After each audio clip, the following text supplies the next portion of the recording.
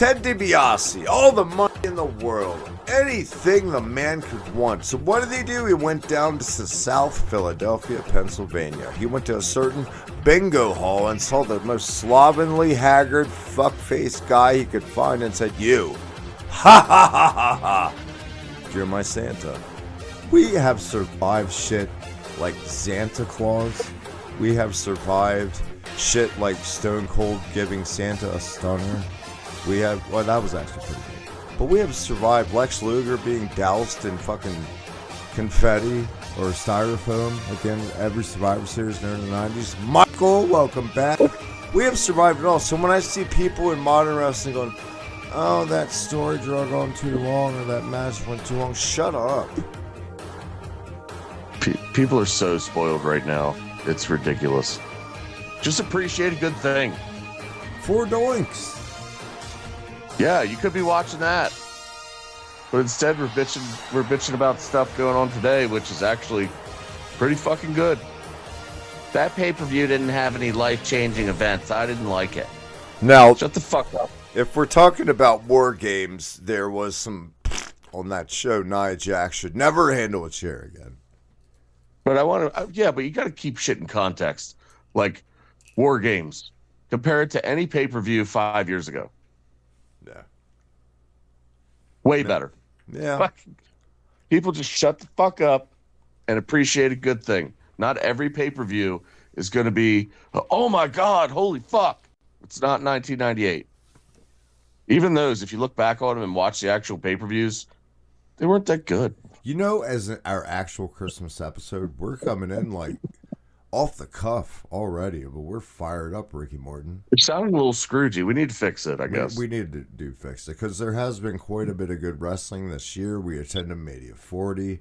We are, like I said, back at Mike the Slam Pig, which you barely use, but you're still there on Twitter. What up, my brother? What is happening? Good to see you in a few days. What's that? The life is tricky. Have you figured out that tricky mistress yet? No. Lots of working, lots of being a dad, everyday life, trying to pay the bills, trying to get one day at a time. But I'm doing all right. I'm excited about Christmas. Got all my presents bought. Just got to do some wrapping. And get to see the smile on the little boy's face when he opens them. So it's all about. I'm excited. Yeah. I don't know if this is so much a Christmas episode. Maybe it's more like a best of 2024 or the worst of, or just what's going on in wrestling right now, Michael. We're hot off the heels of Saturday night's main event. Just went down last week. Survivor Series. World's End. You know what time it is. You know what season's coming up. The Rumble season. My favorite. February 1st this year. Which is know that's weird. Yeah, it is weird. Yeah, it's so weird it's not in January. I feel like they had to do that because they had so much shit going on between November and December. It's just a lot. Plus, they're doing the Netflix thing. Yeah. So that's going to be like the first episode of Raw is basically being promoted like its own fucking live, like PLE.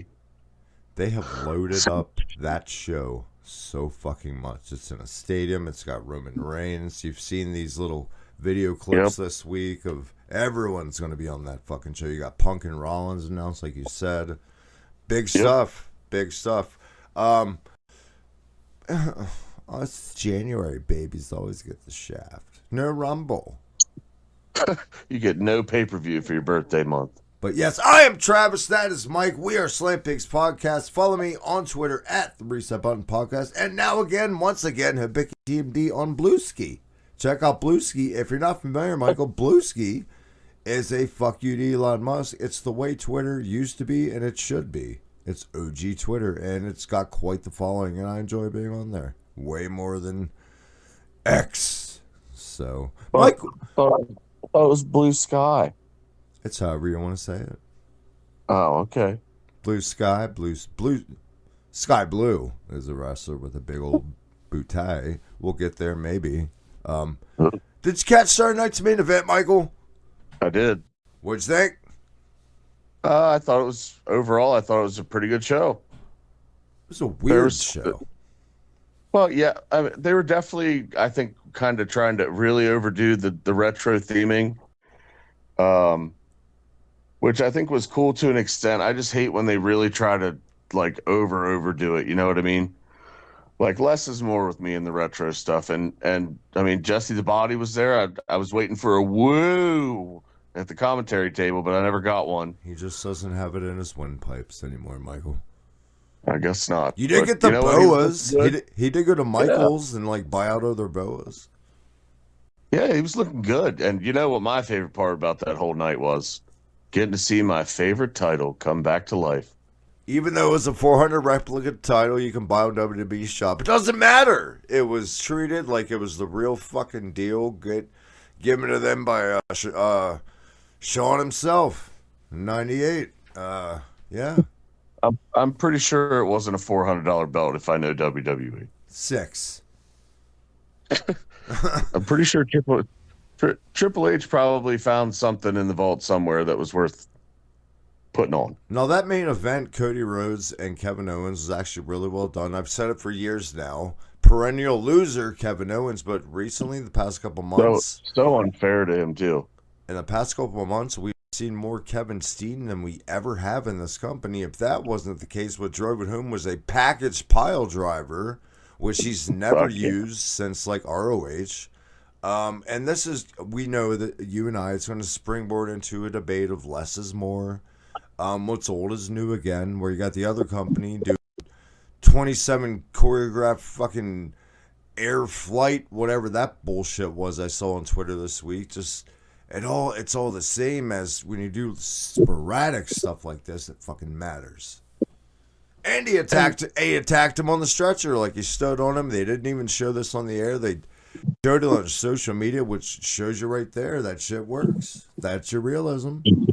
Social media is your new news outlet. If you haven't figured it out by now, nobody watches actual news anymore. They watch social media.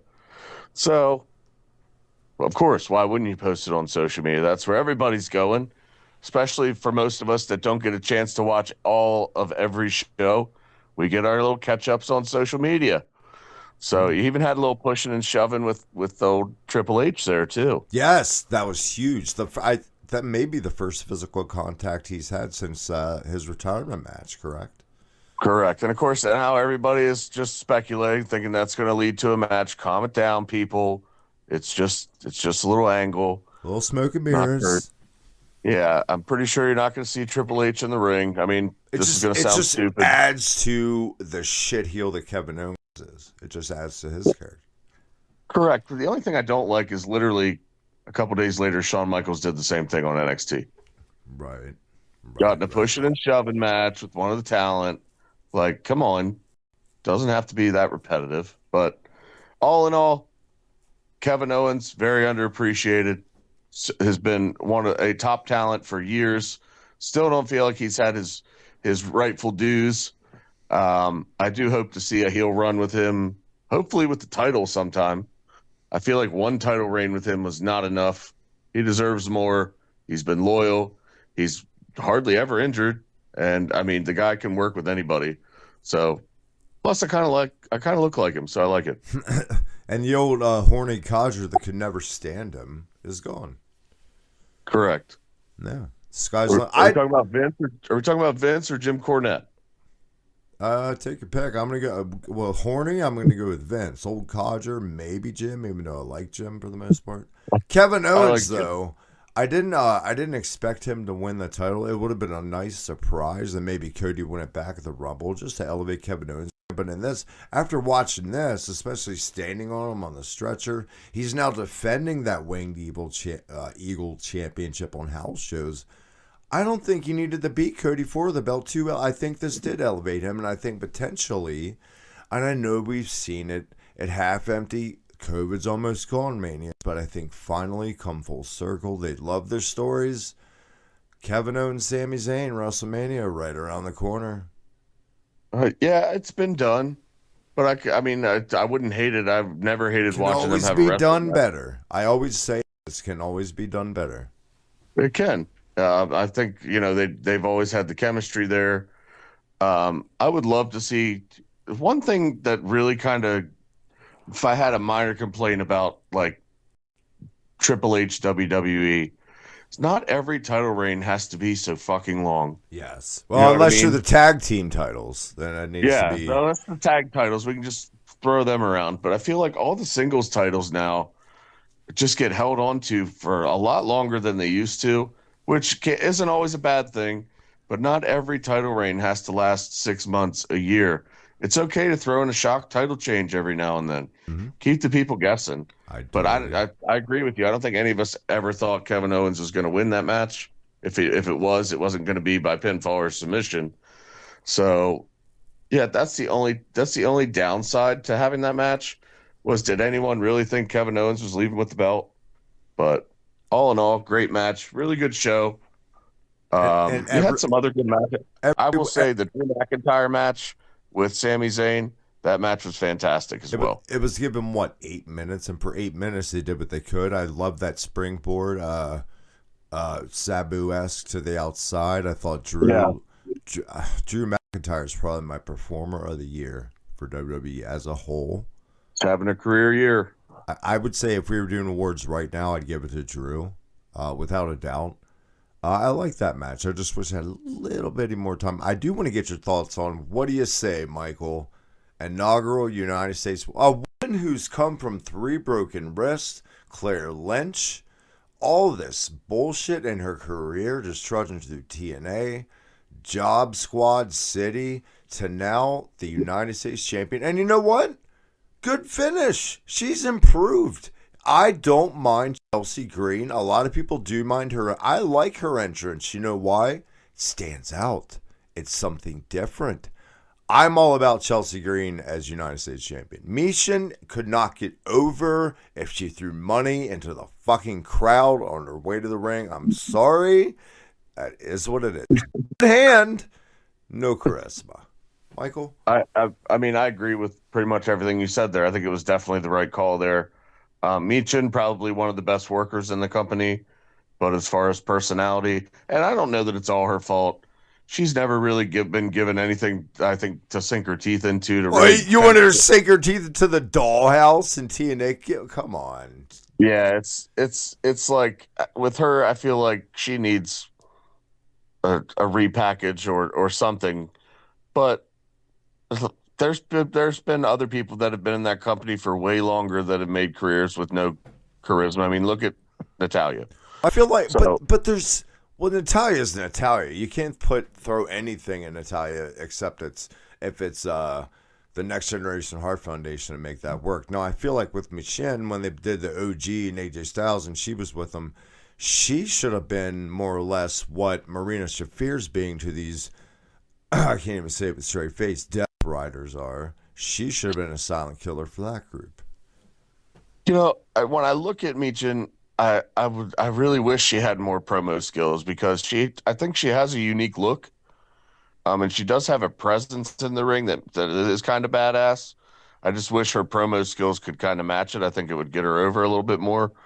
But for me, it's just when she starts talking, it just sounds very rehearsed. I think with her, you Um, do less is more.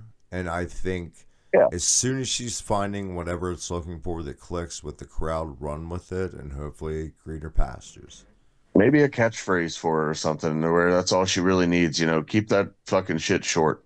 What's this? But You see this she's a rumor great about worker. yeah, she is a great worker. You see these rumors about LA Knight's hurt, LA Knight's not hurt. I don't think he's hurt. He even stated he's not hurt. No, it's a work. Yeah. What So odds he's. do I think you have? that. I think to finish with Chelsea Green, super deserving, like you said. I'm sorry. Been through a lot of shit. She's definitely over with the crowd. You heard the pop. I mean, do you think Mean Chim was going to get that pop if she won? So that's an old adage: when they count along with the 3 and you get a pop, you made the right choice. I really feel like, though, they need to be careful because I think she's a case of if they turn her baby face, it'll work for a while, but it's going to blow up in their faces. Well, I think with her and Piper Niven, eventually Niven, it's going to gonna turn. somebody's gonna turn on somebody there. They can't stay together forever. But you I mean, should, that could and that program ends, and I feel like Green should come out victorious, and on to the as next. the But Green, heel, though. yeah, she should maintain the same Chelsea Green. That's what people made her fall in love with Chelsea Green. You know what? I would love to see a storyline kind of like they did with Alexa Bliss and Nia Jax there, No, where let's go. the pretty girl's making fun of the big girl, and Yeah, but done you know, well. well, I mean, like I think we're 2020, almost 2025 now. I think we're to a point now where we can start making fun of people for how they look a little bit, and it's not so. But I think Can it I works make in a fun of wrestling storyline. I'm gonna make fun of Nikita Lyons just for being a terrible, annoying fucking person. How's that? And that should be fine. It should be okay. You're allowed to make fun of people. It's like if TikTok was a wrestler with Forrest Gump knees, that's Nikita Lyons. Let's go on the other side, Michael. We've been keeping up with any of the IC women's tournaments so far. I did see. Fuck, I can never remember her name. Is that bad? She's with Shayna Baszler and Zoe Stark yeah, Zoe Stark. She won her match the other night. Yeah, and then immediately they attacked Kairi Sane, who also won her qualifying match. Yeah. But other than that, haven't been keeping up. I Super saw ton. the very first match of the tournament. I think it was a week before. It was Katana Chance, Shayna Baszler, and do I want to say Naomi? Not Dakota Kai. And Dakota Kai got the win. got the win. Dakota Kai is actually my pick. You think so? I think so. I think she needs just terrible timing with injuries. The girl's definitely got something. She's great. She's a star. Before we get any farther in this, Travis, what are your thoughts on these women's mid card belts? You think they're going to work, or you think they're a waste? Depends how they use them. Do you think there's enough? Do you think there's enough depth right now on the main roster to make those titles like meaningful?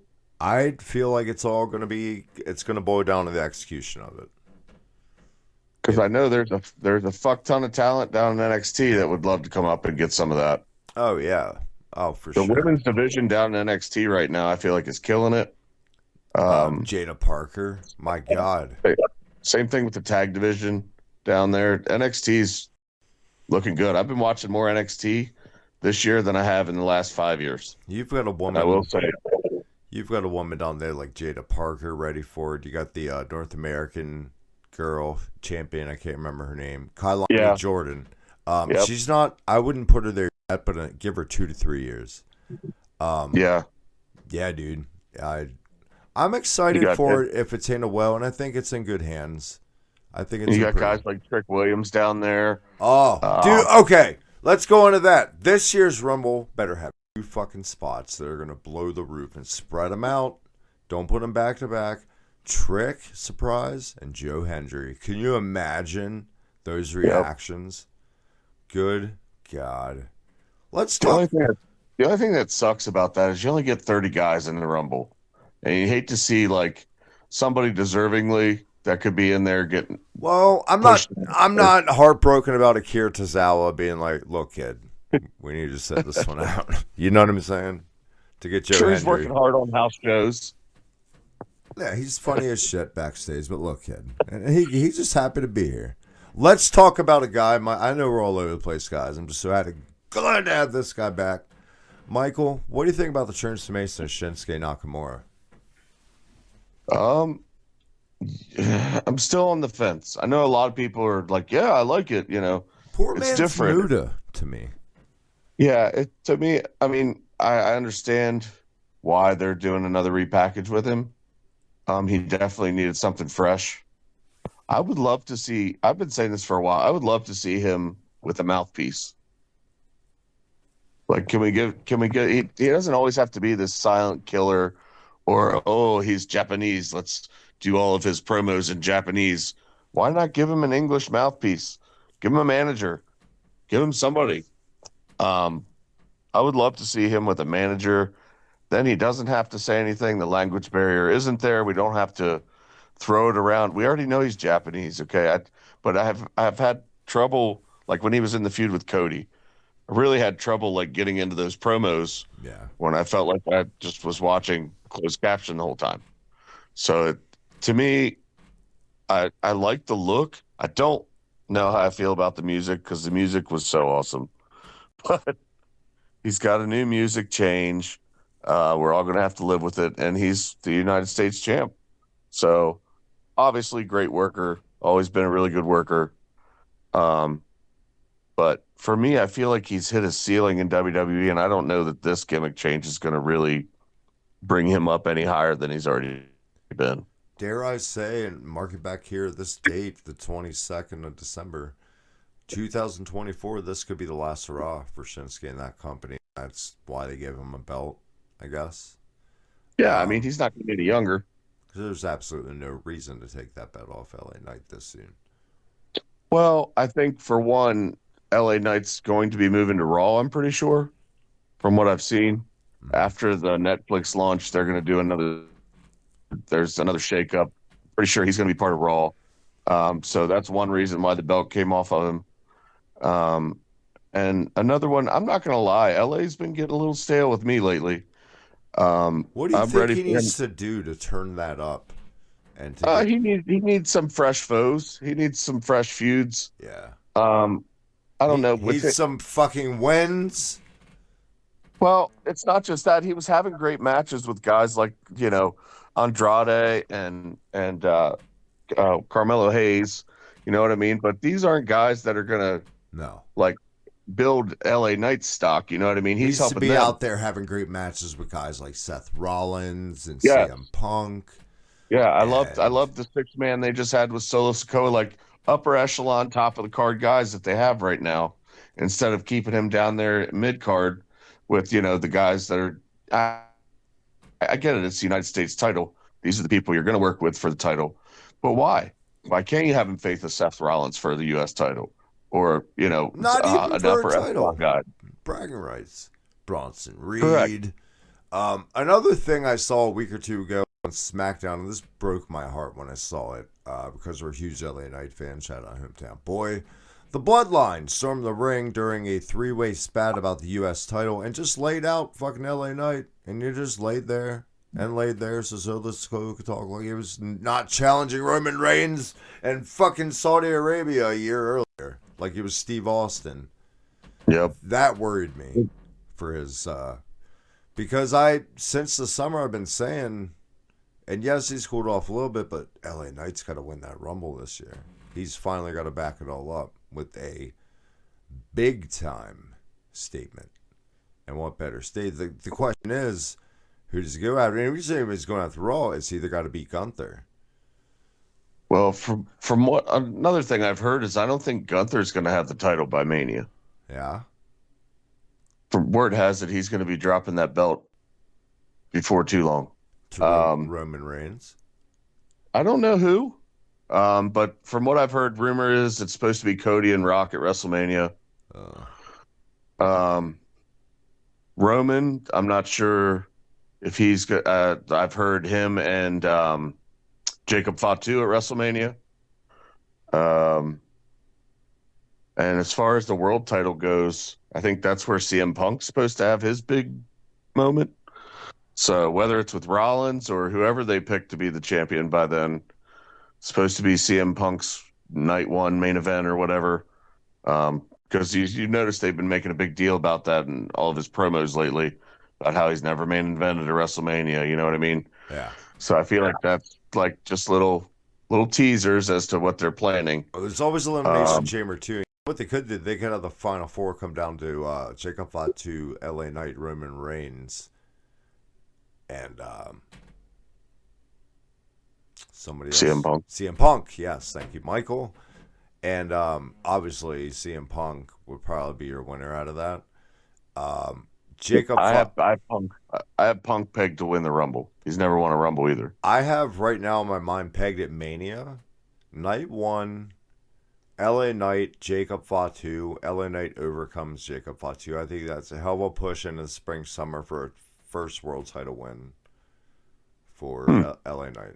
I think it's Ryback versus Mark Henry done right, if that makes sense. I just can't see it right now as a main event in night one. I don't think either guy has been. Not main event. I meant let's just like match 2 of night 1. Oh yeah, yeah. I could see it as just a match on the card, not for a world title. This fucking Um, guy needs stamps, needs moments. Honestly, and I wouldn't mind an LA Knight heel turn. That's right up my sleeve number 2, man. I'm ready for it. I mean, we haven't really gotten a chance to see a good heel run with him. I always thought he was just as good as a heel. He has the look for a heel. You know what I mean? He's jacked. Swagger, yeah. Yeah, he's got a lot of that with him. You know what I mean? He's one of the few body guys that are left in the company. So I feel like to make him a heel would make sense.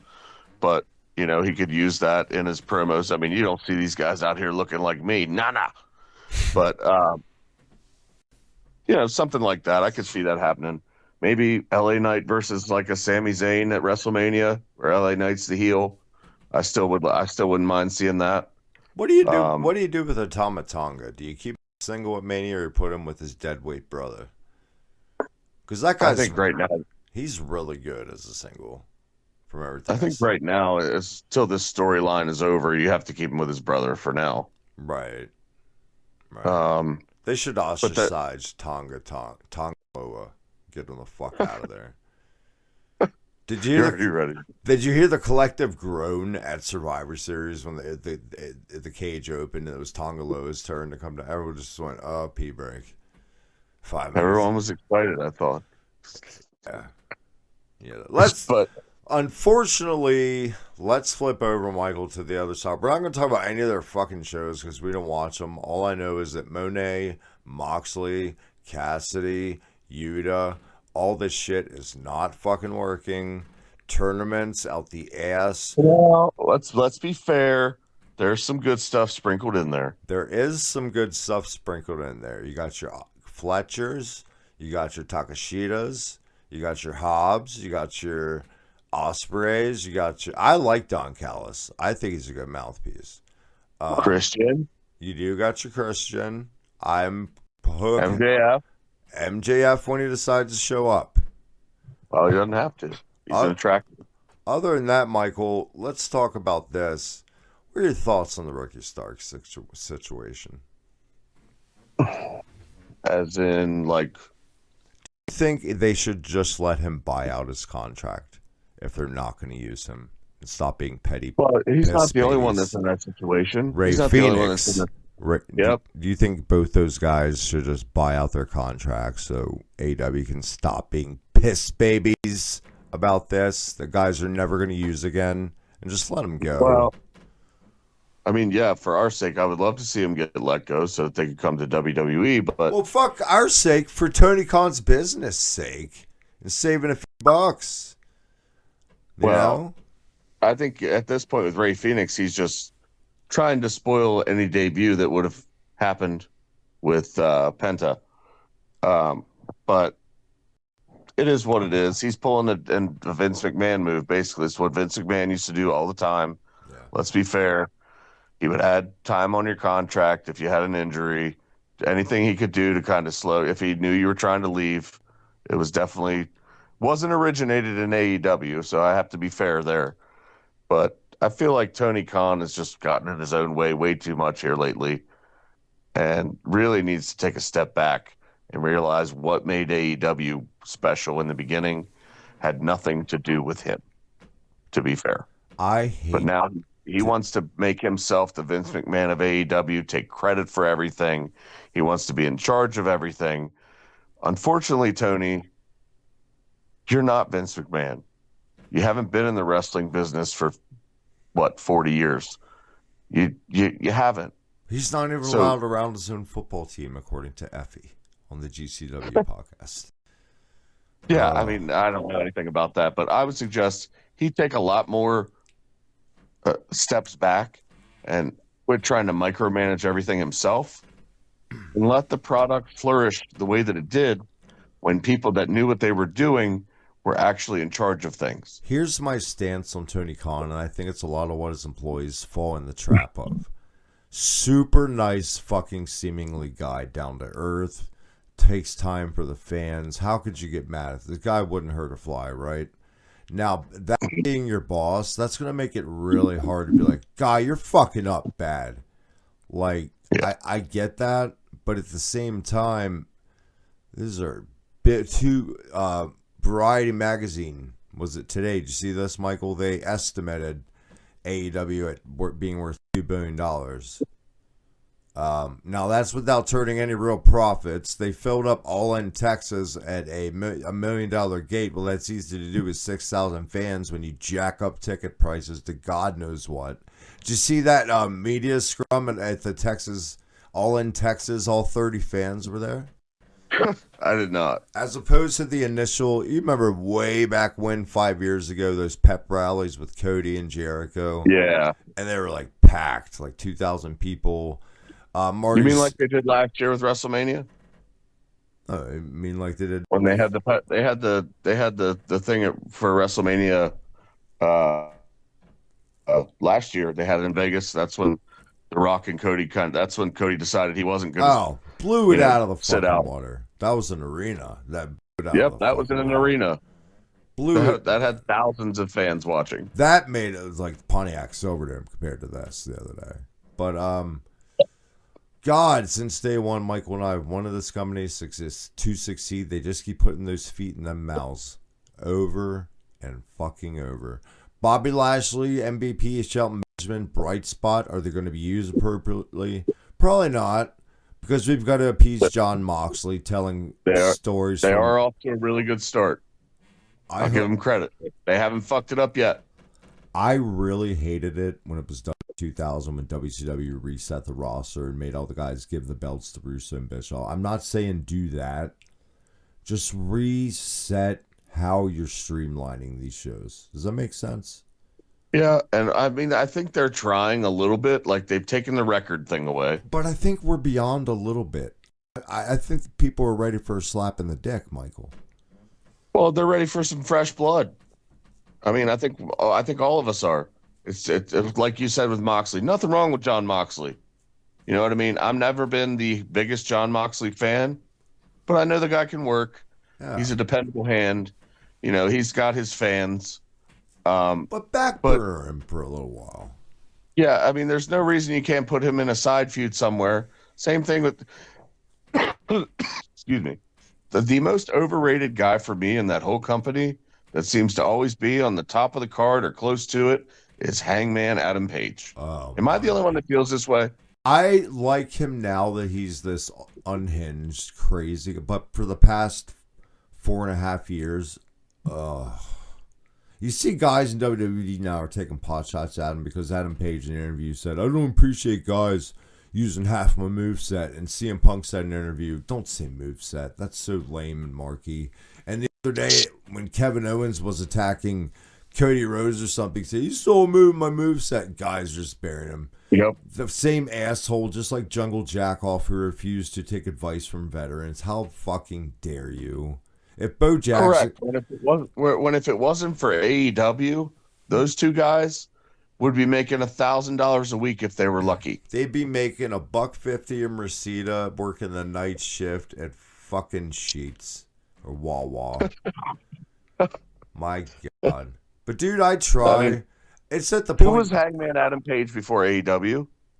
He was Hangman Adam Page in ROH in its dying days in a stable, a B tier, a C tier Bullet Club version that only stayed in ROH. Okay, I was just wondering because I had never heard of him before AEW, and then all of a sudden he's the main event. I'll tell you how well he was doing in ROH. Like he has to be friends with somebody. I'll tell you how well his career was in ROH. He was tag partners with Cody Hall, the son of Scott Hall, who lasted about a year in the business. Oh, well, all right. Things I didn't know that makes sense. Let's get out of the poison waters right now and talk about some good stuff before we get out of here. It is our Christmas episode. It is our first episode back. You can actually hear my fucking voice this week. I think the best segment, and whenever they mix Christmas and wrestling, to me, Michael, it's fucking cringe. It doesn't go together. It just doesn't. You mean like their little street fights that they have every year during Christmas season? Yeah, what's in the package? Nothing. Yeah, like shit like that. Yeah, I don't like that either. For me, my favorite segment of all time was not a Santa Claus per se, but it was Steve Austin in late 97 when Goldust was going through this "Who am I" phase, and he's dressed like Baby New Year, and a porta potty was involved. Do you remember this, Michael? Yes. Yes. I love this holiday blessing. What do you think of this one? It was definitely memorable. Just Gold Dust and Baby New Year outfit. Just imagine that in your head for a second. With the fact that the man took a stunner, strategically fell perfectly into the porta potty, doors shut on its own. Steve Austin stood there, waited 6 seconds. Goldust came out, got another stunner back into the porta potty.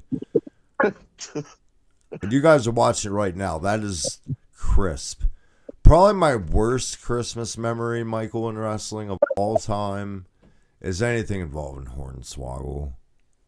I thought Lex was going to be there. He's up there. What I about thought, you? I thought it was going to be anything Lex Luger related. What's your worst? It's definitely up there for me. Like just how they used to do things in the 90s at the end of each Survivor Series. Up here comes Santa Claus. Do you Like wanna- 92, Brett got it. Yeah, I was And- waiting. Yeah, you admitted your boy got the Santa. And 93, Luger got it. It's just like, oh, for fuck's sake. By 94, they were so, get Yoko out of here in the fucking casket, and Chuck Norris, we don't pay him by the fucking minute. I do want to shout out the WWE Vault, Michael, I know you're a subscriber. They put up last month an amazing behind the scenes of that Survivor Series 94. You got Yoko yelling at Chuck Norris to get the F out of here when he's trying to watch the boys change. It's great. You got, you know that promo at the beginning of Survivor Series? I know you do. Where Yes. Razor has his team together. Hey, yo, you folk first, we take out Big Daddy Cool. I take care of the family. Blah, blah. Yep. It's got them preparing to do that promo right before it. And when they're done, they go, yeah, one take. They're so Yep. excited. And they got the little donks going, silence. They start laughing. It's good stuff. Michael! Yeah, I saw that too. I love you. Merry Christmas. It's so fucking good to be back, dude. And you pick. It's your pick. Next week's retro match of the week. You're on the stage. You're on the floor. Oh, well, I think since it's Rumble season, we got to pick a Rumble match. Let's go with one of my favorites. Let's go with Royal Rumble 2000, Triple H versus Cactus Jack. Man, one of my all-time favorite matches. And if you guys have never seen this match and you watch this next week with us, it'll end up being one of yours too, I promise. Mick Foley was a fucking madman. This match was crazy. It might have been his greatest match. I might enjoy this match more than Hell in a Cell. I think this match is the match that sealed the deal too of WCW's never winning again. Both guys, and you got to give credit to Triple H here too. He definitely pulled his end in this match too. Oh, This yeah. match was Oh yeah. freaking great. This is how getting juice and doing hardcore shit can get over in wrestling and not be overdone, but still be, you know what I mean? Shout out to that opening tables match too with the Hardys. and Yeah, the Dudleys. Hardys and the Dudleys. Yeah, that was such a good pay-per-view. Now there were some low points. Miss Royal Rumble. The Rumble match itself was probably my least favorite. The Taka Bump. They replayed it like 26 times. God, Jerry Lawler was so happy to keep watching that. So sorry. All right, man. Until then, we're reviewing Triple H Cactus Jack Royal Rumble 2000. Follow me one more time on Blueski at Mbiki TMD and X at Reset Button Pod. Catch Reset Button Pod episodes and episodes here over there. And Michael, where can everyone catch you on Twitter? You can catch me at Mike the Slam Pig, as always, on X. I'm not on the Blue Ski yet. I'm on the Facebook. I'm old. I don't get on social media as much as I probably should to try and keep up with things. But do the best I can. One day I won't be so old. And Michael, in Fire Pro Wrestling, you know how you can upload actual music to any. I can upload 1,000 themes. Oh shit. I made Salvatore Sincere. It was good one. I'm not shocked. You're coming over and you're fighting. I'm gonna be him. Okay. I'll be. I'm gonna pick. I'm I going. want you to be Hulk Hogan, No. and I'm gonna squash you with Sal Sincere. I'm going to be Make a Difference Fatu because I made him. Until then. Time to make difference.